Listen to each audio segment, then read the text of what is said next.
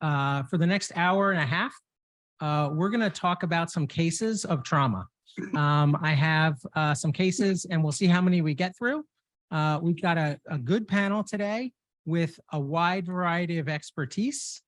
And I'm very excited that it's people from lots of different areas. So we're just going to have everybody go remind everybody really quickly your name and your specialties, just so I know who I'm going to call on for what topics. Microphones? Yeah. Hello. Juan Pablo Vargas, Emergency Medicine. Felipe Perdomo, Trauma and Acute Care. Mustafa Sahid, Emergency Medicine. Greg Osgood, Orthopedic Trauma. Jim Fickey, Orthopedic Trauma. Okay. So now that we know that the general surgeon's outnumbered, so you might have to take a lot of questions because there's two emergency medicine, 2 orthopedics. There's only one of you. So be prepared. Oh, but I'm asking the questions. Okay, so we're going to start with a case of blunt trauma. So this is not my personal case. This case was done by one of my junior partners, and we present our fellows, present a case every month of an interesting case that they've done, and what would we have done differently? How could you learn about it? What are the teaching points, etc. So I asked her, and I wanted to give her credit. She made some of these slides. And also, if something got done not the way you would have done it, that's okay, because I didn't do it this exact way either. And in the end, I'm going to ask what you would have done differently, potentially also. Okay, so here's the case. The patient had a motor vehicle collision, 33-year-old female, brought in by ambulance. Airway is intact, clear bilateral breath sounds, tachycardic. Initially, they couldn't get a blood pressure, and they put in an arterial line, and the blood pressure is 80/50. She got some packed red blood cells. Her blood pressure got better. She has a normal GCS and a couple of things on physical exam, a tender abdomen, a positive FAST, and an open right ankle fracture. So we're going to start. Orthopedics hasn't been called yet. You're still asleep in the office. Emergency medicine, go. What would you, where do we start? I think that the primary assessment hasn't finished yet. No se ha terminado la evaluación primaria. Porque aún no lo hemos logrado estabilizar completamente el paciente. Creo que tenemos hallazgos importantes como un FAST positivo, taquicardia, hipotensión, que indican que hay un sangrado activo en el paciente. En este caso, deberíamos tener otras, no dice todavía que se haya administrado ácido tranexámico que nos pueda ayudar a controlar el sangrado. Me imagino que ya tiene IV lines, pero podríamos, líneas endovenosas, pero podríamos activar un protocolo también de transfusión, haciéndole reserva al paciente, separando crioprecipitados, plaquetas, plasma y glóbulos rojos. Y gases arteriales, medición de lactato, base exceso.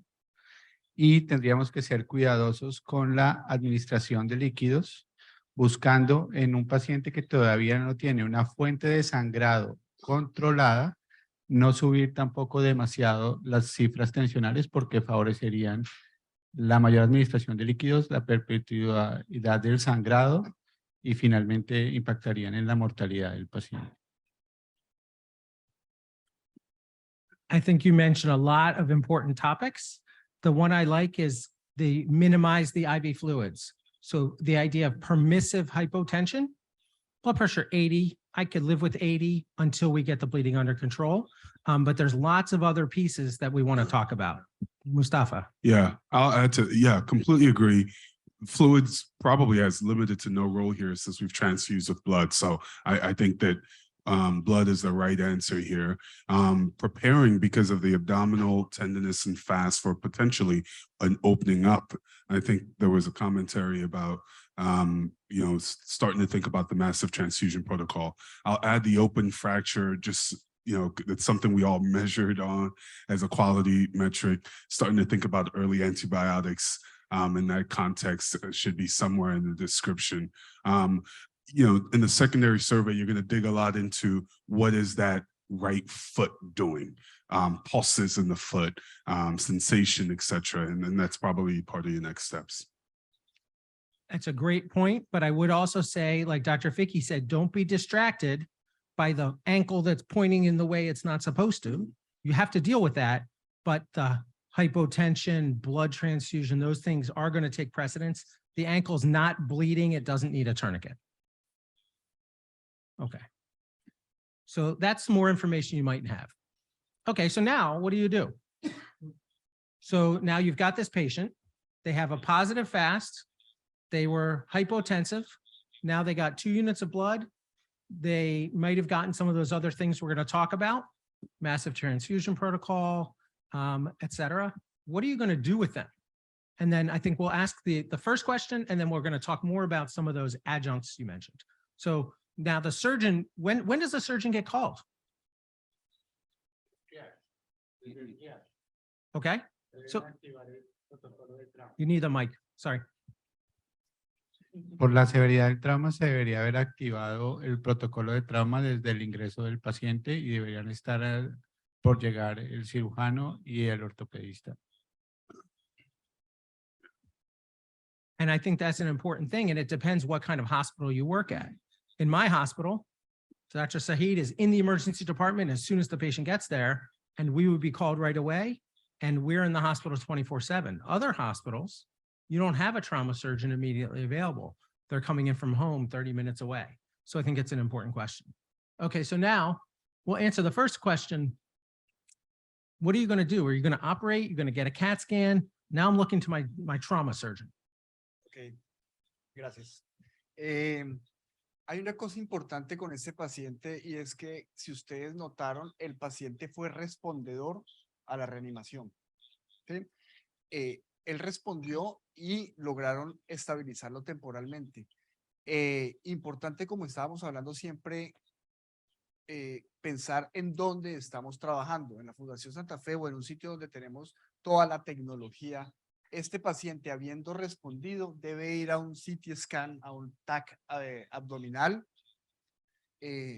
para valorar. Lo más probable por el mecanismo de trauma es que tenga un trauma cerrado de víscera sólida, del hígado principalmente, o del vaso, del mesenterio, pero principalmente esos dos órganos, el riñón.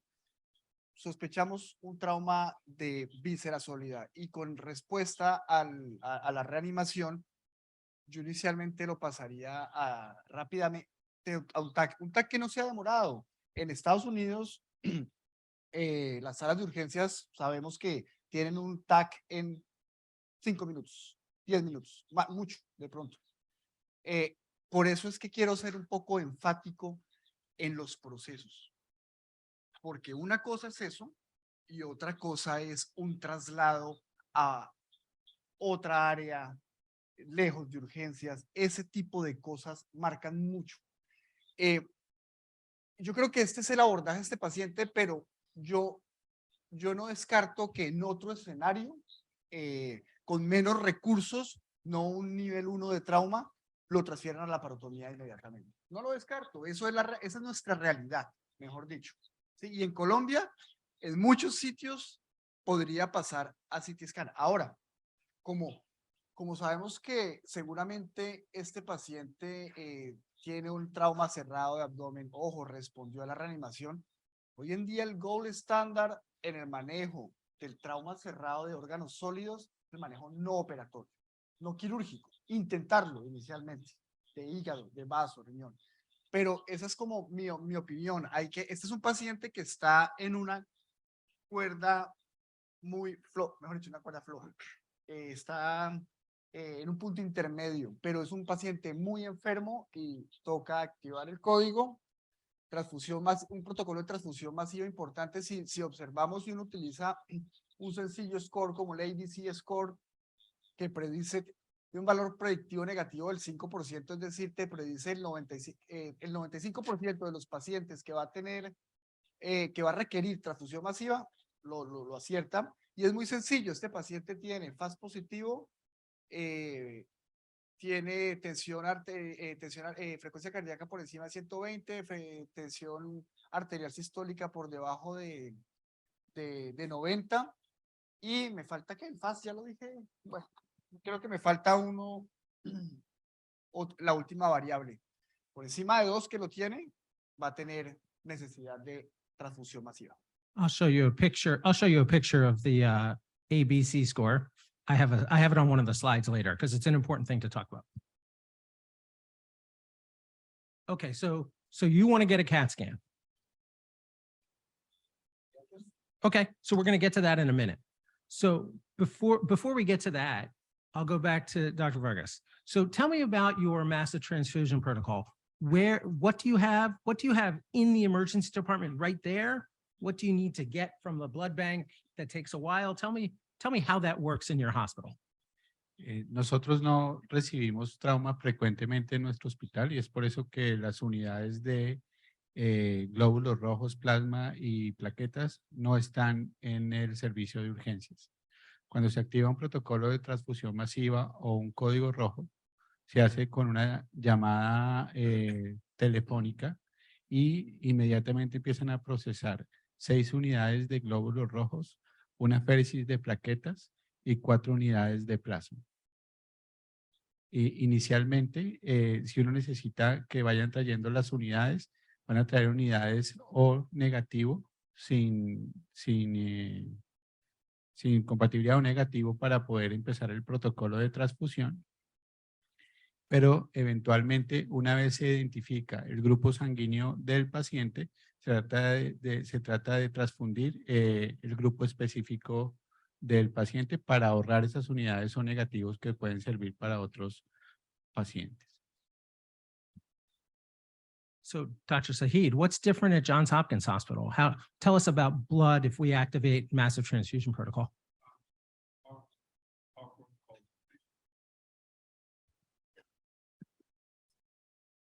Our protocols are slightly different. Even before we get to the massive transfusion protocols, in the emergency department, we have blood kiosks that have several units of blood. The reality is our hospital, because of the size and the nature of where the blood bank is, it just takes time to get basic units of blood. And so we have in the emergency department blood kiosks that have O positive, O negative, and of course, we were talking about our whole blood protocols that we've just recently started. So historically, we've used our O positive bloods for males. And so any males with trauma, and expansively in the emergency department, we don't only take care of trauma patients, people come in with GI bleeds and all sorts of bleeding diathesis or bleeding issues that require transfusion. So we're able to give that to temporize and start stabilizing this patient while the blood bank is collating the blood together. Our blood bank, once activated, similarly by phone call, and we send a runner to the blood bank. They send us a cooler of 1-to-1-to-1. They give an apheresis, platelets, 6, and then plasma, and we also get 6 units of PRBCs is what you get in the cooler. Once that's sent, that cooler is designated to the emergency department. It could trail the patient anywhere to the OR as needed, and of course, the cooler is replenished in that context. But yes, I do think it's important, if possible, to have a refrigerator somewhere in the ED that you stock a couple of units of blood for immediate resuscitation. O positive has been fine for most patients. We have the kiosk is smart. So when you put in, the only question it asks, well, a couple of questions, it asks the age and the sex of the patient. So when that's entered, it opens for O positive or opens for O negative, depending on how the questions are answered. And it's great. I mean, I've been at Hopkins for a long time. And before we had that, you would call the blood bank and you'd be waiting 5 minutes, 10 minutes, 15 minutes. Now you literally walk over, like where you got coffee, it's closer than that. It's like right out this table right here. You walk over there, it's like a vending machine and you you pay, and the thing comes out and you have it in 1 minute. It really has made a difference of having it right at the bedside. Okay, so we're going to activate the massive transfusion protocol. TXA, so your protocol, do patients get TXA, tranexamic acid, pre-hospital? Is that something? So there's data now that if you're going to use it, pre-hospital is an option. Is that something you don't have? Pre-hospital, not, but our trauma protocol includes at the arrival of the emergency department to give a tranexamic vaccine. Mustafa, what do we do with tranexamic acid at Johns Hopkins? You know, I wish we used it much more frequently, to be honest. We have opportunity there. I think part of the reason we maybe don't is because we've been so good at aggressive resuscitation with blood. So perhaps, but yes, it is something to consider. It is appropriate to give in this context. It's the right idea. It takes a minute to kind of procure. We have it in the trauma bay, actually, the ability to have it. Our meds are behind a kiosk, and so you can kind of get it from our PICSA station. So it's there, but it does take a minute to procure. We're not, as much as we need to think about it much more aggressively. It's the right action in this case. And our state has actually started a pre-hospital TXA protocol. So our state has one EMS system and one protocol. And there is a protocol now for pre-hospital TXA in certain patient populations. And we're looking at that question to see if it's used appropriately or not. How about, I'm going to include the orthopedic surgeons, right? Both of whom have been deployed in the military. Okay. Tell us about blood transfusion. You ran a military hospital, Dr. Fickey. Tell us about blood transfusion and what we can learn from the military into the civilian side. Thanks. So the setting in our military, in the U.S. military deployed to Iraq and Afghanistan, were a large blood bank, a blood bank officer in a hospital. I had a full-time hematology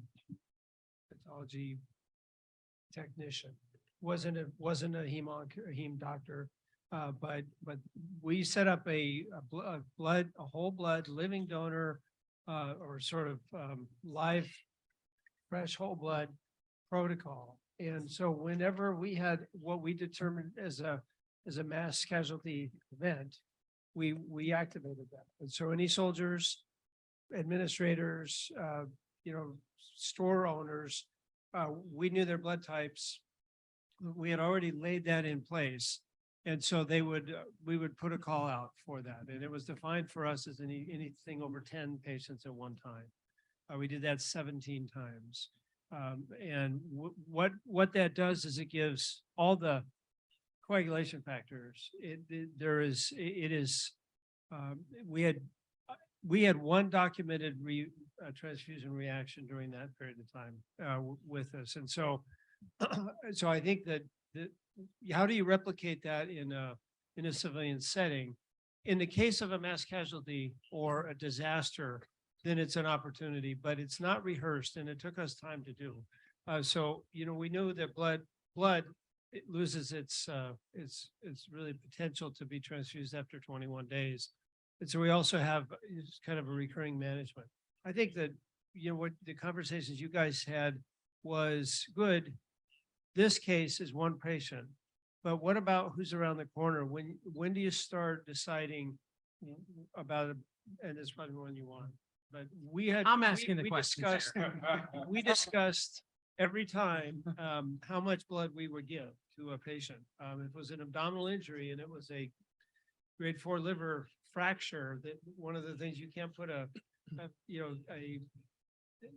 rubber catheter into, it's you're going to have to make decisions. But in this case, how do we decide when we're going to call it? This is a stable patient. It's not really relevant there. It's tough. Like, scarcity is not something we think about in the civilian context, although in the pandemic, we've had huge shortages. I sit on kind of part of our committee for transfusion practices in hospitals, and periodically, even up until December, we're getting emails about platelet shortage, please be careful, or other component shortage. So practice in scarcity is really tough. I think we've been thoughtful about this institutionally, trying to think about guidelines in this space, but you're asking really profound and tough questions. It's a great question about there's only so many units of blood. Who should get it? Should it be a bleeding trauma patient? Should it be an oncology patient? Should it be a patient with postpartum hemorrhage? There's only so many units of blood. And it is a fair question to ask. We never had to ask that because we're Johns Hopkins Hospital. We could just buy all the blood we wanted. And then when there was a shortage and people weren't donating, it became a real issue. And we changed our trauma transfusion protocol based on that during the pandemic and the shortage. It's a very good question to ask. Futility is sometimes something we don't think about, right? You have that patient, you're starting the massive transfusion, they're going down. They have non-survivable injuries. More than in a few occasions, we've had conversations with our trauma surgeons, and this is not survivable. Let's stop. I had a recent case very similar to that, and we thought we had all the injuries fixed, and the patient was still coagulopathic and still bleeding. And some people were saying, well, is this fixable? And I said, well, the things are fixed. Now we just need to resuscitate. Is it 10 more units, 20 more units, 25, 50? I have a patient who's a survivor after getting 200 units of blood products. She's totally fine. How do you know when to stop? I mean, if we had stopped at 20 units, it's a hard question. Okay, so those are the adjuncts. Any adjuncts we missed? Anything from the audience? Anybody would have done something differently so far? Nosotros no lo estamos usando en el servicio de urgencias, pero quería preguntar, ¿la tromboelastografía o las pruebas viscoelásticas en urgencias, más en salas de cirugía y en UCI sí lo usen, pero serían útiles en urgencias? It's a great question. I do not make any money from the company. I don't work for the company. I don't have any investments in the company, but we do use TEG. You can go to the booth. You can go get the little cards about TEG. We don't have the new machine. The new machine is a little cartridge. You put like 3 drops of blood in the cartridge and it shows you, and I have some slides, I'll show you what it looks like. It's great. And there's a strong recommendation to be using TEG earlier. And we are using it sometimes. I would say we don't have a standard protocol of exactly who gets a TEG. It very much depends on who's your trauma surgeon, who's your emergency medicine doctor, and who's your anesthesiologist if we're in the operating room or in the ICU. It's still not 100% of all the patients that get it, but I would say it's a recommendation. I think I have some slides maybe about TEG. So you would ask or work on TEG. Okay, fair enough. Anything else that we missed? Gracias, buenos días. Quisiera hacer una pregunta al panel en 2 sentidos. El primer sentido es, una es la realidad norteamericana, pero otra es la realidad colombiana, donde cuántos hospitales en Colombia se parecen a la Fundación Santa Fe de Bogotá. Creo que podrían ser contados con los dedos de las manos para el contexto latinoamericano. Entonces, ¿qué sucede cuando el herido no llega a un centro de trauma, sino que el herido llega a un hospital regional atendido por rurales o médicos recién egresados y no contamos ni con ECOFAS ni con TAC, ¿sí? Partiendo de que la primera hora es vital para esa víctima de trauma? Porque aquí hablamos de un mundo ideal que no es el contexto latinoamericano. Segundo, en este evento todo el tiempo se ha mencionado la importancia del trabajo interdisciplinario. Pero hay otras profesiones distintas a la medicina que son muy importantes en el cuidado del paciente con trauma. Entonces digo, ¿y dónde están las enfermeras? ¿Cuáles son los retos a los cuales se enfrentan las enfermeras en una sala de urgencias? ¿Qué pasa con el acceso venoso en un paciente politraumatizado hipoperfundido, por ejemplo? ¿Qué pasa con el control de la hipotermia y el manejo de la coagulopatía? ¿Y qué pasa realmente con la transfusión masiva? ¿Cómo entra a actuar realmente ese engranaje de los equipos interdisciplinarios? Y creo que son puntos importantes a tratar en un evento como estos, que además dijimos que hay que escuchar diferentes voces en diferentes contextos. I'll go first. for a quick answer for the second part. I'm sorry I don't have any nurses on the panel, but I think they're absolutely important. When the patient comes in the trauma bay, I stand back here and I watch everything. Unless I'm doing a resuscitative thoracotomy, or unless the resident can't place a central line, I rarely touch the patient. The nurses get IV access, the nurses get the blood on the warmer, the nurses get the vital signs, the nurses give the medications, the nurses pack the, and you'll hear a little more tomorrow about the team, and can't do without the nurses. Okay, absolutely 100%, no question about it. For the other one, I'm curious to hear what people Can I you can add actually- on top of that. Yeah. I'll piggyback on one piece of that, which is this concept. And I know you're going to talk about the Colombian reality, but there's no place you go, even in the United States, that you don't have centers that are not trauma centers. We have community hospitals, we have rural centers, we have non-level 1 trauma centers, we have centers that are effectively just a couple of urgent cares where it's only a physician, a small team of people, and they sometimes get trauma because they're the nearest place to get trauma. This is part of the foundation of education that we've put out in the US system. Mortality and outcomes improve when you get to a place like this. And so part of what we've established over the years, generations now, is this concept of stabilize, do what you can, from a CAB or ABCDE trauma context, and get the patient to the center that can take care of them. That's the principle, and that's how we manage it in the US context. I'm sure you can address the I'll Colombian. add on top of that. And I'm going to, so ATLS, the ATLS class, who here has taken ATLS? Advanced Trauma Life Support? That's the heart of Many it. people. It's the same in the US, the same course wherever you learn it.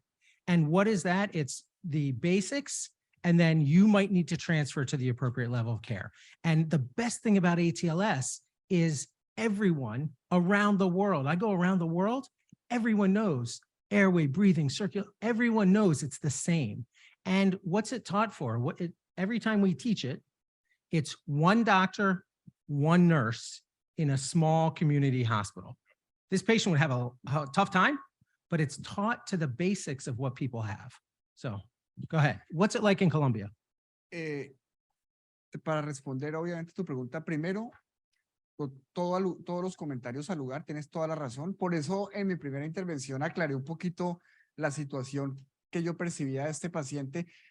Lo que el doctor ya dijo, no voy a repetir. Siempre le digo a mis estudiantes que el ATLS no es para cirujanos, es para médicos primarios, y en el ATLS finalmente lo que más hacemos los cirujanos es controlar el sangrado, pero todo ese ABCD es para el médico general, para en la revisión primaria detectar las lesiones que amenazan la vida en forma inmediata y salvar la vida de este paciente. Tienes toda la razón. Ahora, desde el punto de vista quirúrgico ya técnico, yo lo quiero repetir, que hasta donde va este caso y como el paciente se presenta, que tengo aquí colegas cirujanos y ellos quisieran también opinar, pero este paciente en un hospital de Colombia, nivel 2, no tiene de pronto TAC abdominal o está dañado, sí, de verdad, o está dañado o ocupado, como ustedes saben, este paciente está, discúlpame Juliana está acá también cirujana de trauma,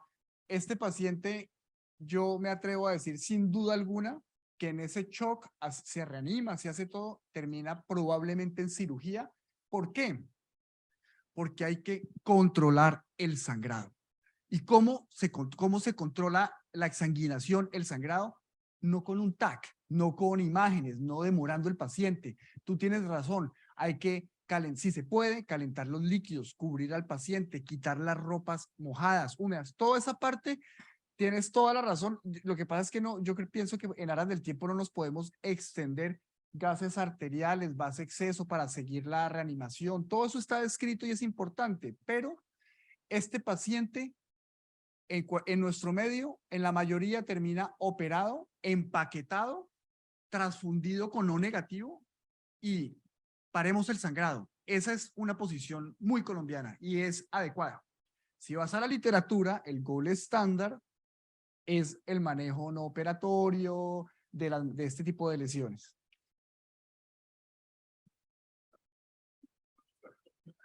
Okay, okay.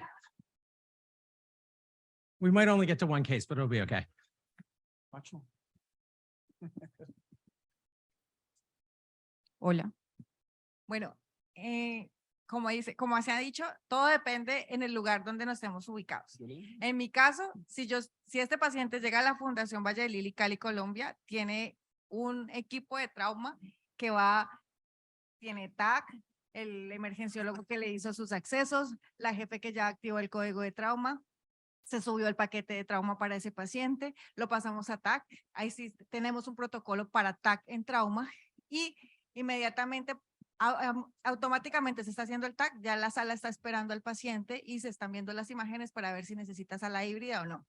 Pero si el paciente está, como dicen, en otros lugares, que es el contexto latinoamericano, y es algo en lo que nosotros, lo digo porque Cali lo estamos trabajando con nuestros hospitales rurales, que es cómo manejar este paciente para ser trasladado luego a nuestro hospital y cómo abordar ese manejo inicial del trauma, porque lo hacemos basados en el ATLS y en el TIN, que es la estrategia que en este momento estamos haciendo para todos los hospitales rurales para el sur de Colombia.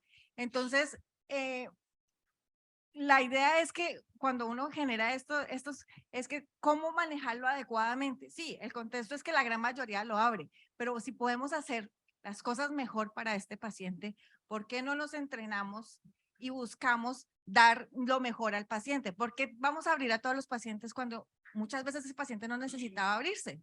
Entonces, es como el entrenamiento en eso y que todos comencemos a buscar esas medidas, que eso es lo que buscamos nosotros como cirujanos de trauma, y como somos un centro de formación de cirujanos de trauma en Colombia, y no solamente para Colombia, sino para Latinoamérica, es poder llevar a dar esas soluciones al paciente, es crear esos equipos, que yo sé que tú vas a hablar acerca de los equipos, y que todas las personas sepan qué tienen que hacer en el momento en que ingresa el paciente. Y lo mismo, y llevar esa educación a esos hospitales rurales, porque no solamente es que se quede aquí, los que trabajamos en las fundaciones tenemos de todo, pero en los otros hospitales, ¿qué está pasando? Pero también podemos llevar esa educación para que la gente con sus pocos recursos lo pueda hacer bien.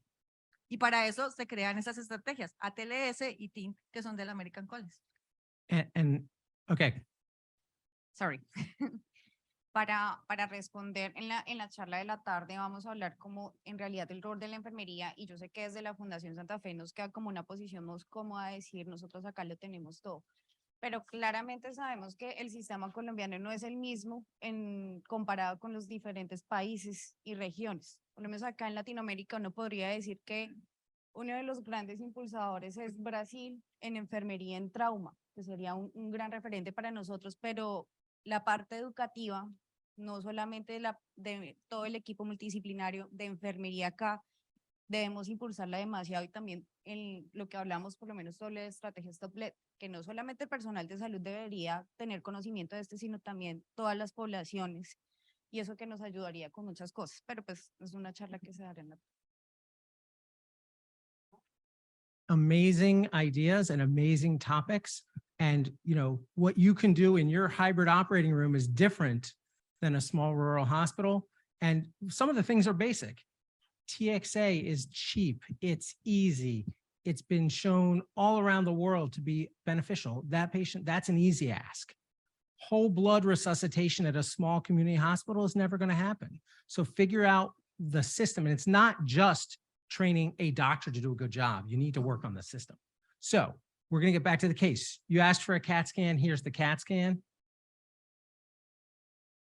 Oh. Sorry. Okay, here we go.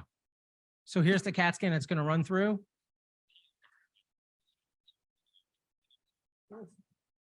I realize nobody here is a CT radiologist. Did you all see the giant injury to the liver? Okay. It doesn't take a CT radiologist. Ortho guys, bad liver. So, okay, now what? Okay, you asked for your CAT scan. Oh, you want this? Here you go. So there's the liver. Now what? There's a fractured ankle, Dr. Ficky. Okay, you asked for the CAT scan. Now what? Sí, lo que se observa en el TAC es una lesión compleja del hígado.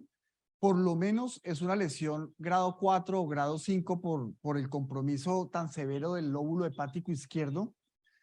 Este paciente inicialmente podría ser manejado, bueno, controlar el sangrado de dos formas: embolización por radiología intervencionista versus cirugía.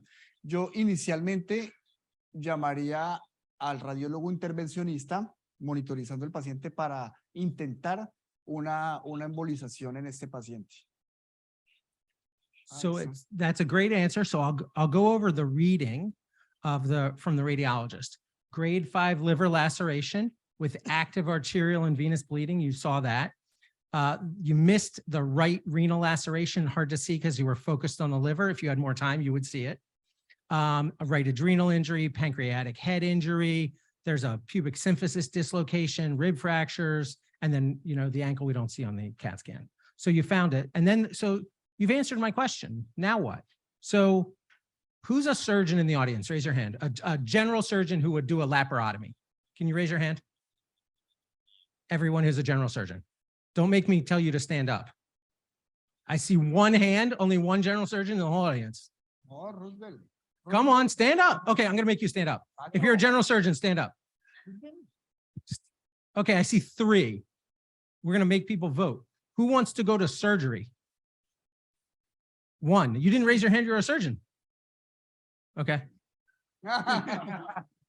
Okay, so 1 surgery and 1 interventional radiology. Interventional radiology. So we got some votes for interventional radiology. And so we've talked about the massive transfusion protocol, right? We talked about, this is the ABC score. So this is my friend, Brian Cotton. Brian Cotton invented the ABC score. It's the assessment of blood consumption. This is what you mentioned earlier today. We affectionately call it the angry Brian Cotton score. And here's where you get points: penetrating mechanism, blood pressure less than 90, heart rate over 120, positive fast. We've talked about that fast. So there's 4 items. It's the super easy score. 2 points, massive transfusion, less than 2 points, you probably don't need it. Very easy score to remember. Okay, so we've activated massive transfusion. We talked about this. I'm going to skip the slide. Okay, so interventional radiology called. Patient gets intubated, central venous access, massive transfusion protocol, and they go to interventional radiology. As you might imagine, there's a lot of bleeding from the liver. They embolize a bunch of things within the liver. The renal artery is transected. They put a plug in to stop the renal artery bleeding. Let's see if these play. So that shows the kidney. I don't know how to play the second one. Oh, it just plays. El otro? So the other one, it doesn't show it very well, but there's all this extravasation within the liver. Okay, so they embolize it. Now what? They've embolized it. Now ICU, operating room.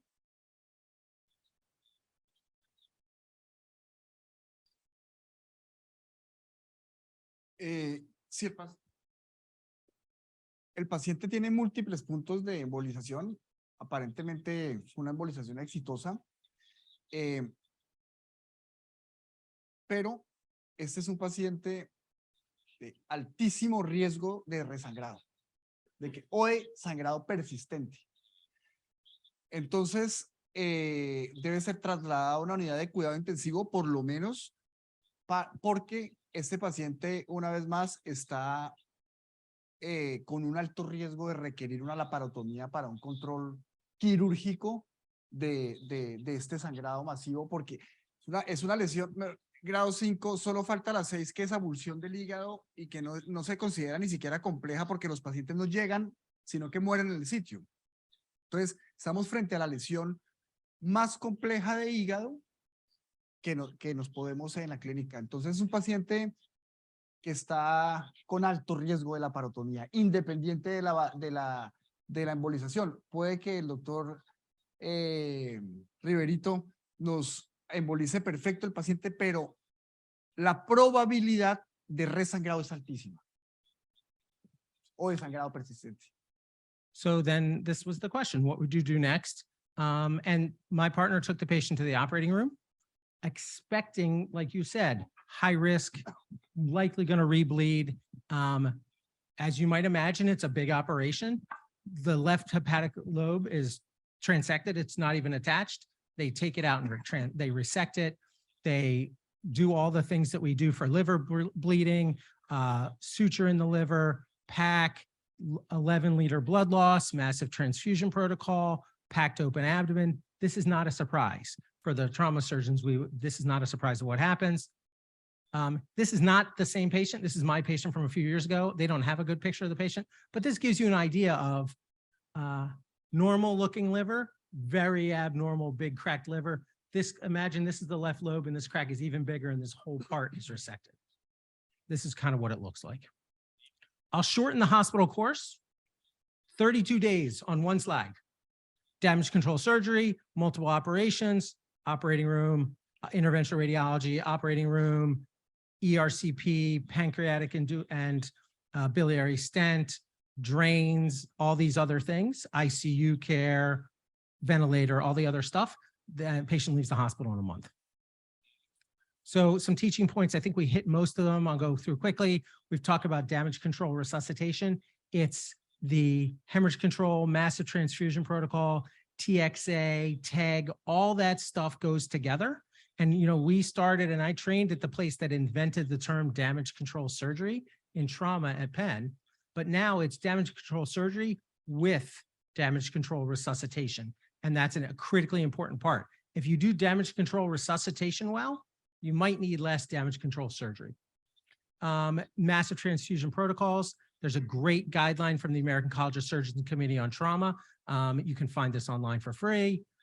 TEG we talked about. I'm not going to go through all the specifics of what it looks like, but thromboelastography, rotational, gives you all this information. It's very protocolized. You can see the graph, you can see the numbers, you can recognize the patterns, you know exactly what pattern, what needs different therapies.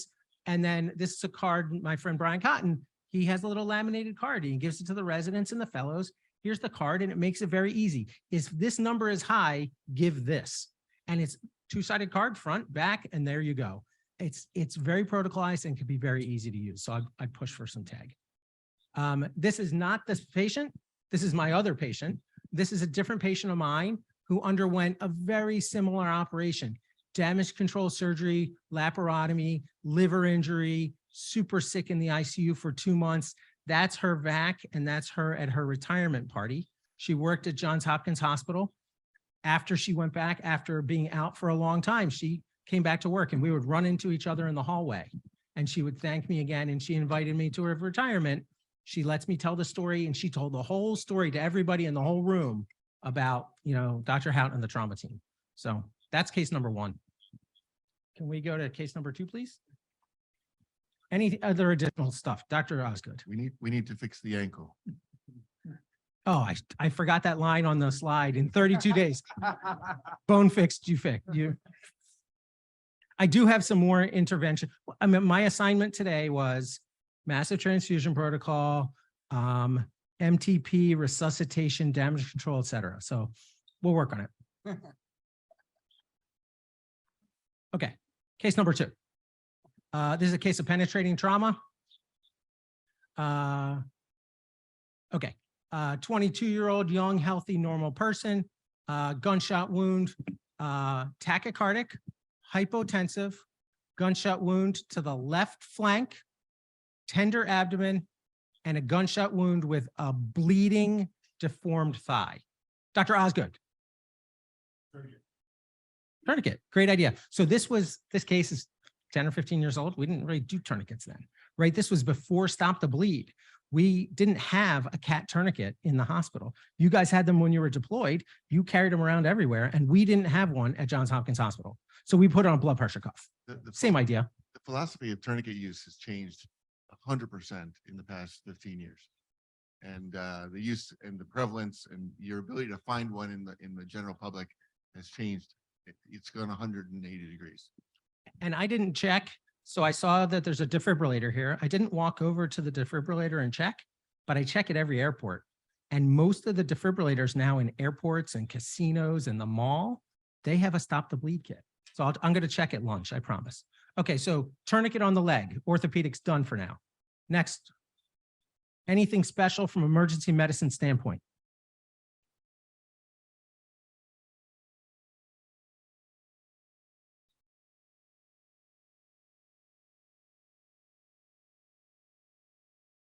There is just one shotgun in the tie.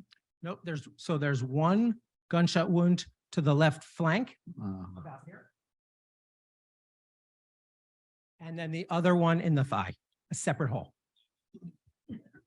Okay, I think creo que el abordaje debería ser similar al paciente previo en cuanto a que necesitamos también administrar ácido tranexámico, control de líquidos, activar el protocolo de transfusión masiva y también medir haber activado también el protocolo de trauma desde el ingreso del paciente con cirugía y con ortopedia y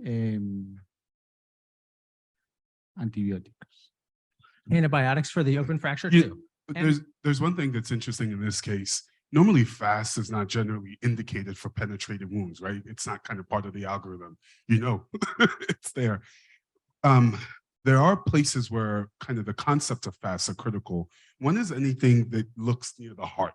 I always think that that's probably something of value, and the trajectory of bullets are so unpredictable.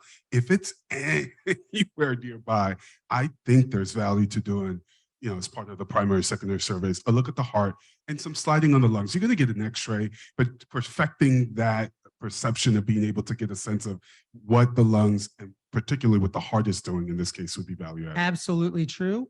And I was talking to someone yesterday and told this story. We say all the time to our residents, a gunshot wound to the buttock is a gunshot wound to the heart until proven otherwise. And I've been saying that for 20 years. And finally, a few years ago, my partner had one. Only hole, way down here, gunshot wound to the heart. So it does happen. I'm not a hunter. People tell me that's how you kill a deer.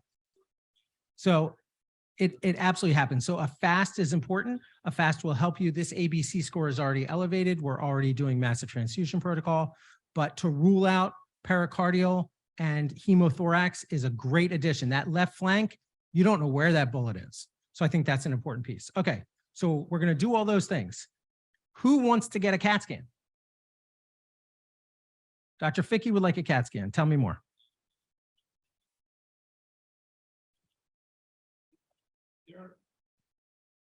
There are two gunshot holes.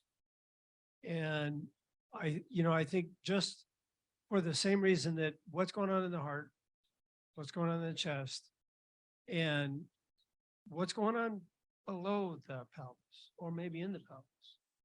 I think it's a reasonable one. We talk about this if they're already on the table for something else and we stand for that and see where we are because there's I don't know where in the thigh this is, but there's a fairly high rate of junctional hemorrhage from that, from a thigh. So I would, I think you gain some. So you think I'm trying to trick you? You think the gunshot wound to the flank is just in the muscle and it was all hemorrhage from the leg and that's why they're in shock? Is that possible? Yes, it is. It is, and it's absolutely true. And the standard teaching would be a blood pressure of 80 and a heart rate of 130 with a torso gunshot wound should never go to CAT scan. And that's like the old school teaching. And now there's a paper out of Cali that says hemodynamically unstable patients, potentially who resuscitate, can go get a CAT scan super fast. And then you can tell, oh, that gunshot wound to the flank is just in the muscle and there's nothing. And it's only they bled for 20 minutes from their thigh. So it's not an unreasonable answer. Okay. Best answer from the orthopedic surgeon. Go team. Okay. So we didn't do a CAT scan. This was actually a while ago. Like I said, this was before tourniquets were routinely used. We talked about anything you missed, any other critically important questions that you need to know. You kind of know the basics. So then what operation do you do? So if we're not doing a CAT scan, what operation are you starting with? Este paciente requiere una laparotomía de urgencia. Yo quiero hacer un comentario respecto a lo que el doctor Fiki dijo. La medicina es una ciencia de probabilidades y siempre existe ese pequeño porcentaje o la excepción, como los casos que acabamos de decir. Pero tenemos que tener mucho cuidado en este tema en lo que es evidente, y es que tiene una herida por proyectil de arma de fuego en el abdomen y en el muslo, con un shock grado 3, el paciente está sangrando y de pronto si uno no toma la decisión adecuada, el paciente fallece exsanguinado. Este paciente requiere una laparotomía urgente para controlar el sangrado, previamente habiéndole colocado un torniquete. Sobra decir, hacer un comentario, doctor Elliot, para mí en este simposio el tema del torniquete es una de las cosas digámoslo así, que me llevo hoy en día. Yo en residencia hace 20 años, a nosotros en el entrenamiento nos enseñaban, digámoslo así, que los torniquetes causaban daño, en especial a las colaterales. En fin, algo así era el concepto anterior. Este paciente requiere un torniquete porque lo que urgente en el muslo, porque lo que hay que llamar la atención es que a pesar que el paciente se está exsanguinando seguramente por el abdomen, la herida del muslo no es nada despreciable, tiene signos duros, pues un sangrado activo, y hay que controlarla rápidamente. ¿Con qué? Con un torniquete y una laparotomía urgente, seguramente de control de daños, bueno, pero una laparotomía amplia. Okay, so Sifoides. laparotomy first. Big open wide laparotomy. No laparoscopy? No, Laparoscopy, you said laparoscopy yesterday. no, el paciente está totalmente inestable. No, no. We all agree, no laparoscopy. No, Okay, no. okay. Dr. Ficky. So I would not debate that, your statement specifically because of the abdominal, penetrating abdominal injury. So maybe you could just tell us, because we're looking at this patient, is this a junctional hemorrhage? Is this distal? And did the tourniquet stop the bleeding? So tourniquet stopped the bleeding. It's a mid thigh, it's not a junctional. And those junctional injuries are really bad. And there are no great devices for junctional hemorrhage control. There are many that are being used and there are many that are being developed. Some are in the military. We've temporarily used a femstop. I don't know if you have the equivalent thing they use in like cardiac catheterization lab. You put it around, it inflates a balloon and it kind of pushes on and it's a pressure thing. We've temporarily used that.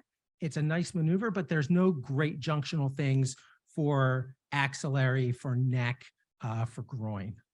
So. Adicionalmente, si la lesión en la ingle es bien proximal, la laparotomía además sirve para el control proximal vascular de una posible lesión, por ejemplo, ilíaca. ¿Sí? Absolutely. Okay. So we did a midline laparotomy. We took out the kidney. There's a massive pelvic hematoma.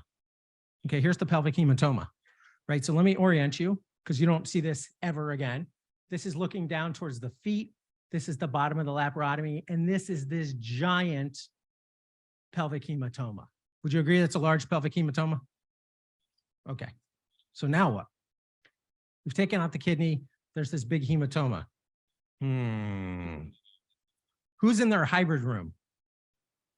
You have a hybrid room, right? Do we have a hybrid room at Hopkins? Not really. Maybe part of the day. You can maybe, if vascular surgery is not using it, but we don't have a really good hybrid room. Okay, so what do you do now? Pelvic hematoma. It's massive, but it's not expanding. It can't get any bigger. Now what? Este hematoma pélvico es un hematoma, está en la pelvis, está en la zona 3 retroperitoneal. Los hematomas pélvicos por herida penetrante. Zona 3, penetrante. Hay que explorarlo. Me preocupa una cosa. Con ese hematoma tan grande,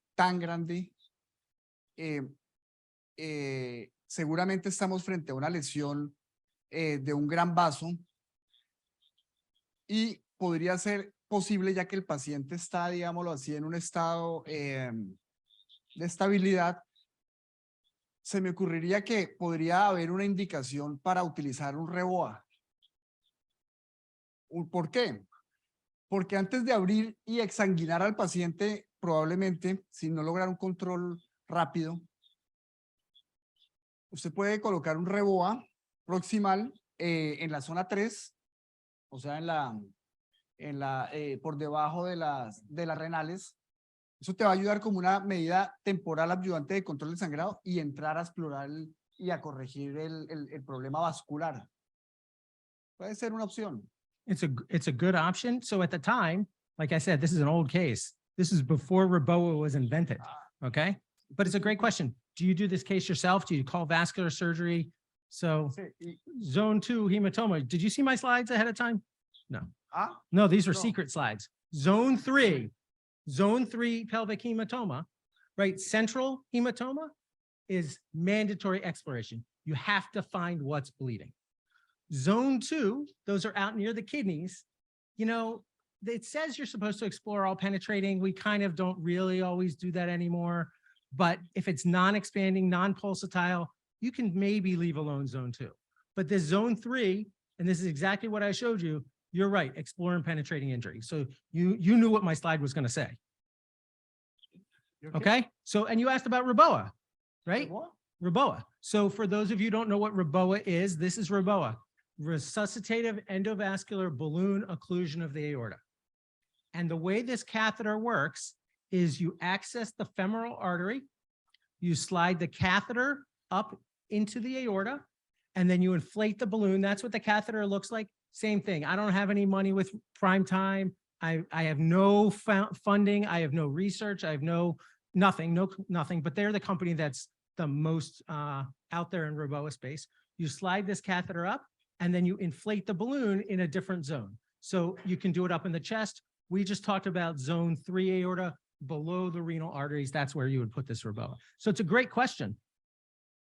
A mí el tema del REBOA, lo que pasa es que me parece que es una tecnología cuando uno revisa la literatura actual, y es una pregunta de pronto para ustedes. En la Fundación Santa Fe nosotros aún no lo hemos utilizado, ni lo hemos implementado. Estos son conceptos de la literatura.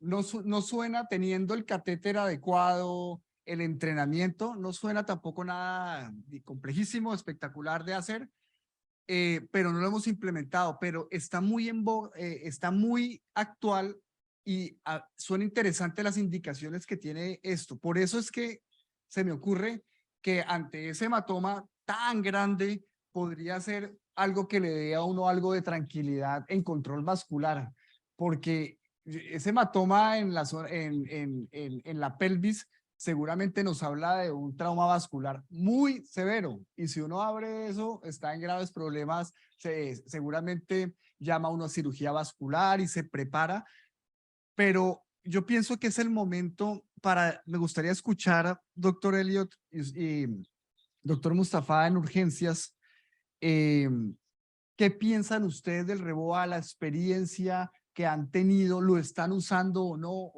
De pronto eso no, porque ahora, esto no es nuevo, el REBOA es viejo, lo utilizaron en Guerra de Corea, creo, en la Guerra de Corea ya lo utilizaban para problemas vasculares de aneurismas, los cardiovasculares. Esto es algo viejo que ahora está en boga. Entonces, mi comentario es que yo pienso que puede ser el momento para que charlemos un poquito del REBOA. So my personal experience with REBOA is 0 on a live human patient. I've taken the REBOA course. I've used it on the model and all these other things. We don't have REBOA, and we're trying to figure out, should we get it? Who should use it? Should it only be trauma surgery? Can emergency medicine put it in? In the military, they're talking that corpsmen are going to put this REBOA catheter in on the battlefield. I have Who's a going to do? contingent- Nobody knows. We don't know the answer. I have a contingent in my faculty who love this idea. There's 3 to 5 of them who've taken trainings. They know how to put it in. They're ready. They want to bring it. But again, to Elliot, it's not. And then all of a routine. sudden you have a Roboa catheter on the shelf. And then you know who gets a Roboa? Every Right. patient gets a Roboa. And maybe that's not the right thing for the patient. So we're still trying to figure it out. I think it's a great question. The other issue is you don't know yet. You might, which side would you put the Roboa up? You put it up the right because you think the left is injured, but you might put it up the left and the left is injured. So in this case, in penetrating trauma, it's really hard. But I don't personally use Roboa, but it's a great question of should we use it? Is this the right case? Or should we have talked about Roboa yesterday for the blunt pelvis? Okay. So we didn't do that. We didn't do Roboa, dove down into the pelvis, and it's a little hard to see. This is a giant vein with 2 big holes in it, iliac vein. The reason I show this picture is to see the big hole in the iliac vein. It's next to the iliac artery. Look at this blood. The blood isn't blood. The blood is like water. And this is before we were doing massive transfusion protocol, before we had platelets, before we were using TXA, a while ago case, and the patient's just coagulopathic and everything is bleeding. So in the interest of time, ligated the vein. You've already seen this picture, temporary intravascular shunt, shunted the iliac artery. The patient goes back to the ICU, damage control, and lives to see another day and does fine. So now don't forget, there's also a gunshot wound to the thigh and a grossly deformed leg. Okay, so now what else are we doing? So I'm the trauma surgeon. I'm operating on the pelvis for massive bleeding. What do we do for this leg? Primero pedir ayuda es yo llamaría al cirujano vascular. Es fundamental. Y pienso que esa lesión, mientras se hace el control, digamos, del abdomen en la parotomía, ya se ha llamado previamente al cirujano vascular para que se encargue de la herida femoral. Yo pienso que ese es un momento importante para trabajo en equipo con un vascular. And I think that's a fair question. I'll go to you in a second, Dr. Osgood, I promise. So I think call vascular surgery is a great idea. We have a trauma surgeon on call. If it's just the femoral artery, I already showed you, I can do that case. It's a great case. But if I'm busy and we have other people in the hospital that can do this, a vascular surgeon, and I would call orthopedics at the same time. So now I'm operating in the abdomen. They knew that. So I'm operating in the abdomen, and now there's a tourniquet on the leg, a vascular injury, and a broken bone, which I don't have an x-ray to show you. Just suffice it, bone broken. Sure. Okay. So now the question is, vascular is called, they're on their way, and you guys show up. Greg. We can back up a little bit. Does the patient have a pulse in the foot? So the patient does not have a pulse in the foot. So before they had they still have a tourniquet, number one. Right. Number two, we're still operating in the pelvis and the iliac artery is clamped. I've got a Ramel around the common iliac. So there wouldn't be a pulse even if the vessel in the leg is okay. So that's an important question. If there's, if take away the abdomen and it's just the leg, feel for a femoral pulse. What's the pulse distal? It's a very easy question. There's no inflow. So I can't tell you what's the outflow in the leg. So ordinarily, if there's a pulse, we would get an ABI and then assess whether there's a vascular injury, because especially with a ballistic penetrating trauma, you can get massive bleeding from the fracture itself. And this might not even be vascular. So that's a big thing. But then if we can partner with you in the operating room and you can do an arteriogram through the open belly or pelvic injury, and we can get an arteriogram and see if there's an injury there while we're in the OR. Certainly, in theory, a good idea, but this is one of those cases, I do a lot of operations and 90% of the operations, you're listening to music, you're chatting, what did you do over the weekend? This is the case where you're 110% focused because this is the one where, oh my God, they're going to die. I can't really get access and do an arteriogram, but it's a great question. Without the abdomen, on table arteriogram in the ICU or I'm sorry, in the operating room is a great question. And so then you can study the patient longitudinally after you've controlled bleeding in the pelvis. Is the bleeding controlled in the extremity? So we control bleeding in the pelvis. We put in that shunt I showed you. There's now a femoral pulse. Now we can answer Dr. Osgood's question. Take off the tourniquet and it's still bleeding. No Okay. pulse in the leg, still bleeding. So then you need either to explore, which is probably the preferable thing now. 20 years ago, it would be angiogram, but now it's explore it right where the penetrating trauma is and find the vascular injury. Perfect. So that's what we did. Here's kind of what the case looks like, just to get a feel. So patient sick, there's a laparotomy going on at this end, right? So there's all the bowel. We did all the bowel stuff, the kidneys out. There's the thigh. There's the vascular injury in the thigh. Put on an X-fix. I kind of changed the case a little. It's not exactly. I wanted something for Drs. Ficky and Osgood. So imagine this is the same case, but I added a bone and there's a fracture now. This case didn't have it. I made it up. Sorry. So now there's a vascular injury. The vascular team finds the injury and they're going to go ahead and fix the injury. And there's a broken femur.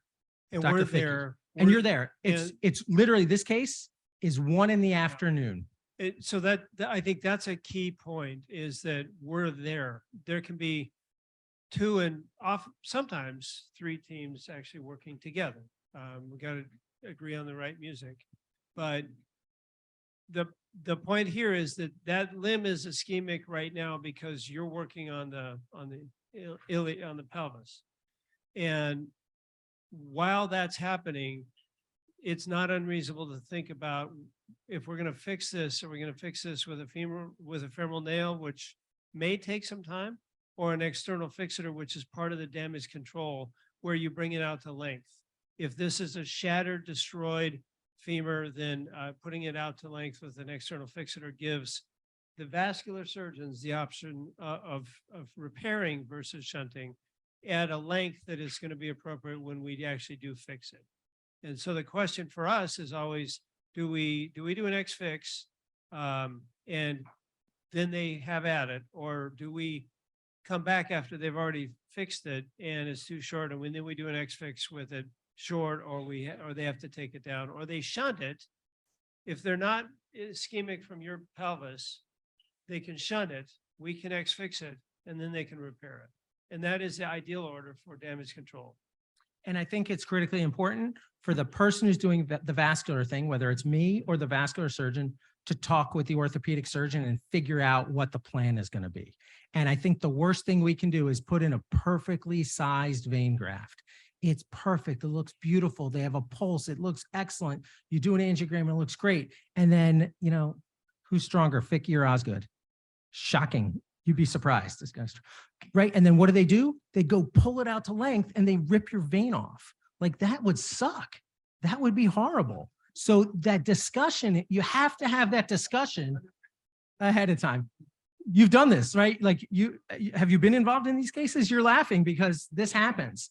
This happens. And it's nothing if you're a trauma surgeon and you haven't watched orthopedic surgery, just go watch Dr. Osgood, pull on these bones. It's astounding. So just be careful. Your 6-0 proline suture is not going to hold up to Dr. Osgood. Okay, so we're going to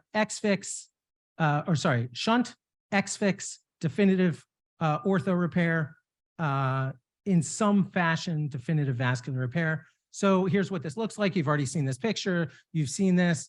I use PTFE. There's controversy about what you should use, whether it's prosthetic or vein from the other leg. My non-scientific poll on Twitter says 85% of people use vein. I was in the 15% that use prosthetic, but there's ongoing debate. And then, like I said, new vein things coming down the pike. So, differently, what would I do today? TXA, MTP, whole blood, tourniquet. We've talked a lot about these other things.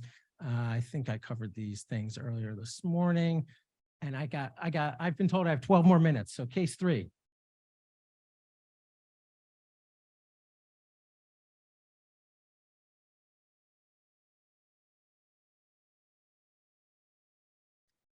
Okay.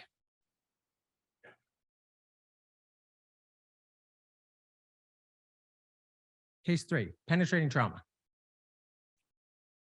Multiple gunshot wounds. I take it back. It's not multiple. That's a typo. One gunshot wound. One gunshot wound to the right flank. Heart rate 90, blood pressure 120. There's one gunshot wound here with a non-tender abdomen. Okay, that's all you have. So I'm going to skip to the point where everybody's going to, anybody want to operate? Everybody wants a CAT scan. We all agree on that because some patients get non-operative management. This gunshot wound might just be in the flank. It might be in the kidney that needs, embolization or something like that. So we're going to get a CAT scan. Okay. So here's the CAT scan. I want you to take a look. So I've told you where the bullet comes in. The bullet comes in somewhere over here. Here's where the bullet is ending up. I have a few cuts. I don't have the fancy thing, but I have a few cuts. Cut number 1, that's where the bullet is. It gives a little bit of scatter. This is the key image of this CAT scan. Anybody else seen a CAT scan like this before? So I'm going to orient you. Here's the aorta. Here's the vena cava. Here's a giant hematoma. And this is active bleeding out of the front of the vena cava. So I showed this, I was about a 3rd or 4th year attending, and I showed this CAT scan in the morning to my boss at the time. Eddie Cornwell was a very seasoned trauma surgeon. And he said, Elliot, don't ever show that CAT scan to anybody else ever in the world. You never should have gotten a CAT scan on this patient.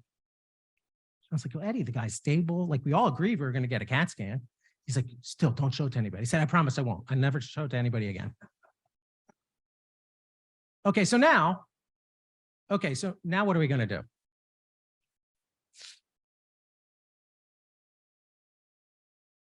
So just to remind people who don't operate on the vena cava all the time, it's this big, and all of your blood from the whole bottom half of your body is going through it.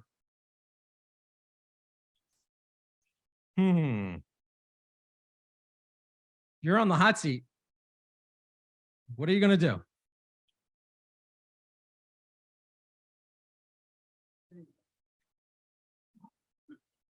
Or you can ask a friend in the audience. Pick your trauma surgery friend. Anybody want to say what they would do? Preguntémosle al doctor Fajardo. What do you do in Cali? O Juliana. No, nobody wants to talk. Juliana, ¿qué opinas?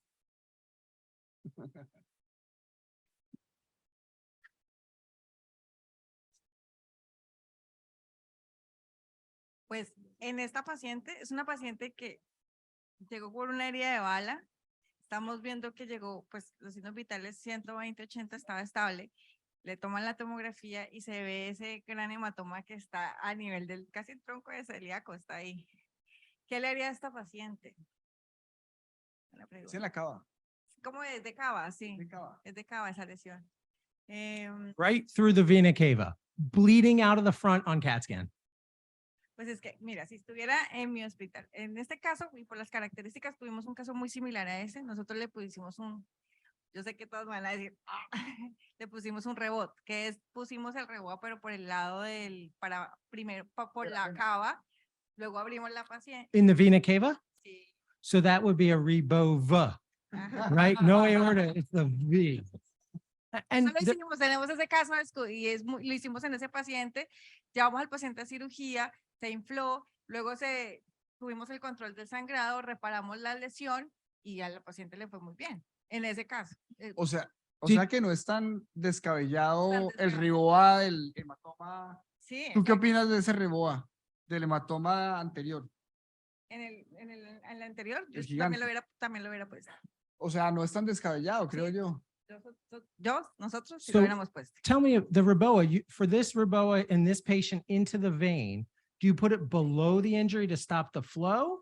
Or do you try to put it at the level of the injury to occlude the hole? En ese caso, lo que nosotros hacemos es, se infla, por lo que queremos es lograr controlar ese sangrado, o sea, evitar que sangre ese paciente. Y en ese caso, en el caso que tuvimos, que es muy parecido a este, inflamos el RIBOA y luego se para el sangrado y hicimos la reparación común y corriente. Pero No, abajo, no, encima.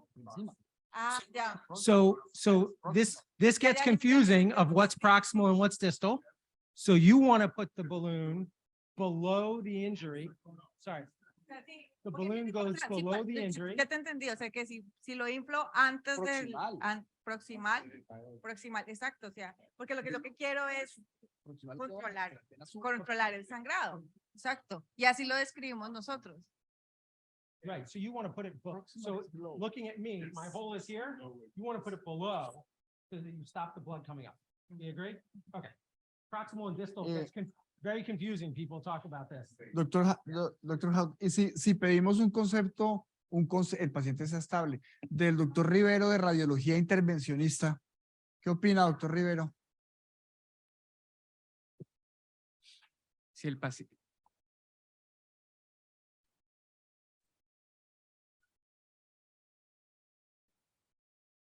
Hola, buenos días. Si el paciente está estable, yo haría algo combinado.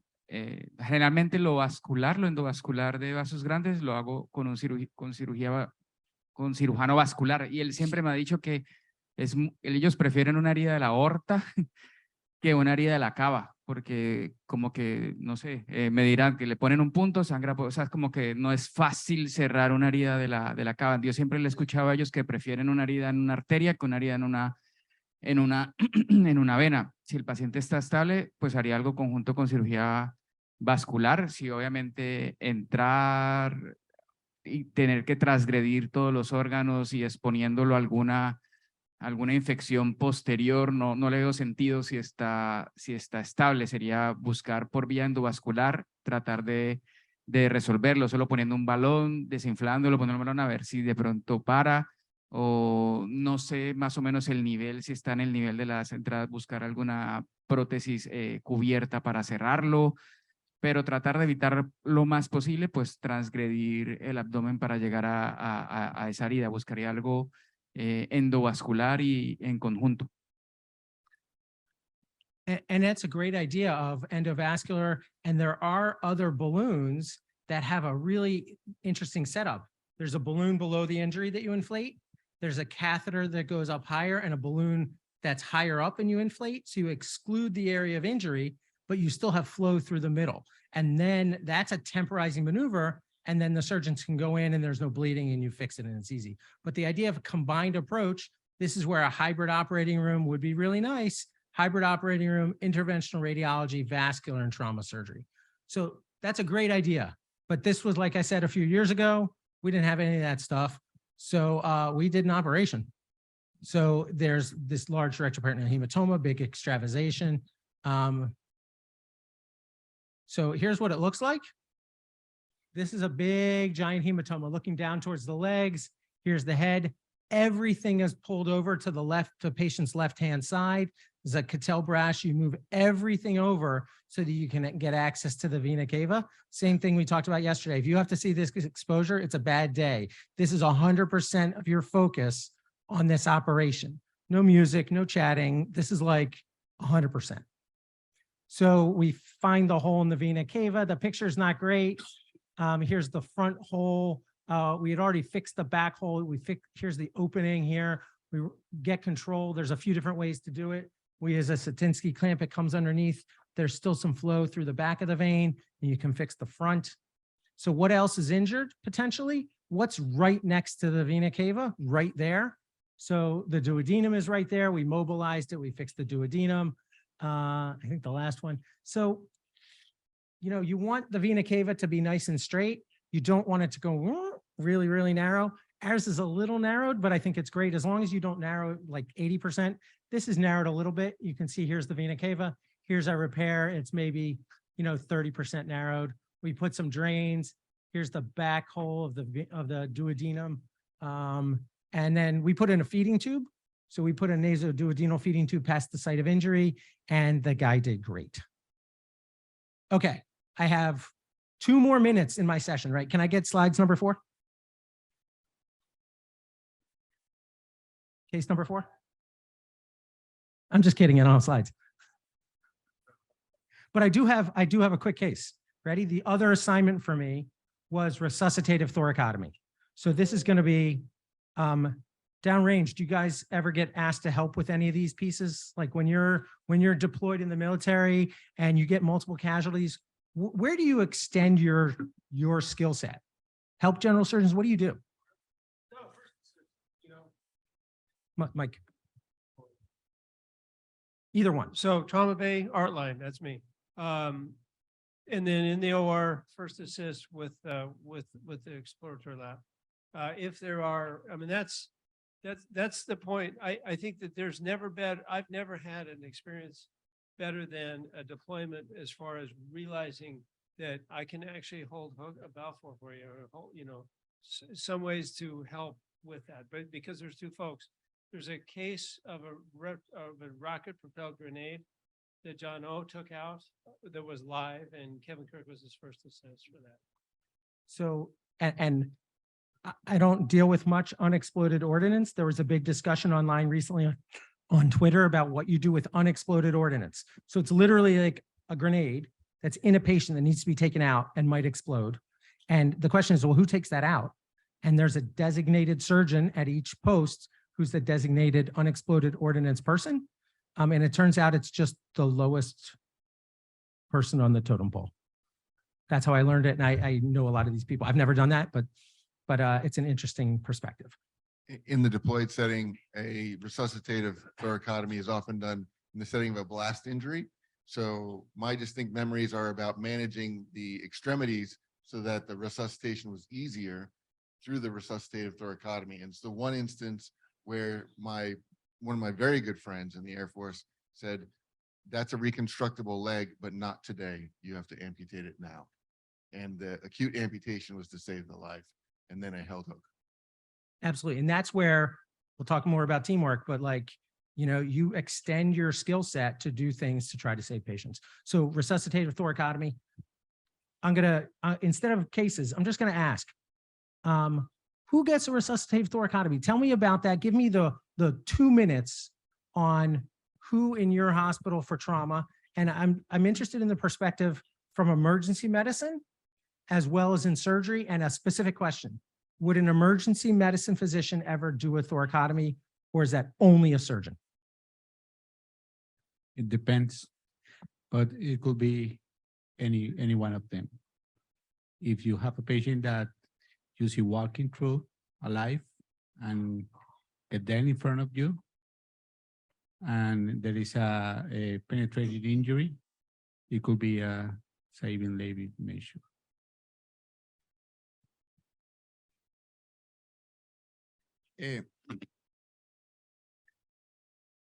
La toracotomía resucitativa es un tópico que inclusive hoy continúa en debate aún. La evidencia muestra el grupo de pacientes que mayor probabilidad tiene de sobrevivir, porque eso hay que equipararlo. No es hacer una toracotomía de emergencia y ya. Hay riesgo biológico para el personal que está en contacto. Y esa variable es bien importante. No es abrir al paciente y no. En este tema siempre va adherido al riesgo que tomamos los médicos y las enfermeras y todo el equipo. Entonces, eso hay que ponerlo en la balanza. ¿Y qué pacientes se van realmente a beneficiar con este procedimiento? La Inster Association for Trauma tiene unas guías en las cuales usted participó recientes, basadas en la evidencia. Y una vez más, y en esto, pues hay un punto muy claro. El paciente que más se beneficia, hay que mirar si el paciente tiene signos de vida durante el traslado y en el momento, pulso, presente. Si, hay unas variables, unos predictores, mejor dicho. El mecanismo de trauma, si es cerrado o es penetrante. Hay una serie, no me voy a extender, hay una serie de variables, pero basado en estos predictores, el que más se beneficia es el trauma torácico penetrante con signos de vida. En ese no hay discusión. Es recomendación plena para hacerlo. ¿Y cuál es el que realmente no? un trauma, el extremo es el trauma cerrado de abdomen sin signos de vida en el momento. Creo que esa es como mi respuesta. La asociación, los otros dos intermedios les da, lo sugiere que tienen algo de beneficio, pero de una forma condicionada. That was a I don't great- have much to add. That's an excellent answer. I think the only thing to comment on is injury to staff, which I think, there's data around our residents, maybe 40 to 60 to 70% of them will have some data in surgery, but certainly in emergency medicine will get needle sticks through their career. A lot of it is done occurs in these types of kind of urgent procedures. So we should be careful. I will say at the end of the day, if the patient meets the guideline, and we've had maybe 6 months ago, we recently had one of my colleagues started a thoracotomy on a patient who came in living, talking, and died or in front of them. It's almost like the perimortem delivery, right? Like there's no good answer. Whenever you have the unfortunate or fortunate incidents of doing it, you just have to act in a patient who meets criteria and who dies in front of you. And I think that's an important piece. And I think it's a good answer when you say the emergency department physician starts. And I think that's okay. And every time we do a thoracotomy, and we certainly have people that survive. I have a survivor who's still in the hospital hanging out now, getting better. Every time they die, I make sure everybody in the room who wants to see sees what they need to see. The nurses want to see, show me the wound in the heart. The emergency medicine physicians say, how do I clamp the aorta? I don't know how to do it. Show me how.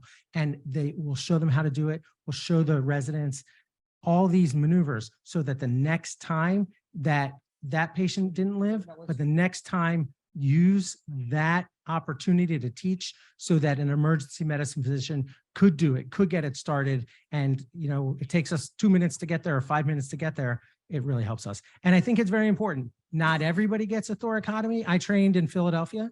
There was another hospital that I won't name that their contraindication for a thoracotomy in a patient who was dead was rigor mortis. If you could not lift the arm above the head to access the chest, if the arm is here from rigor mortis, you couldn't do a thoracotomy.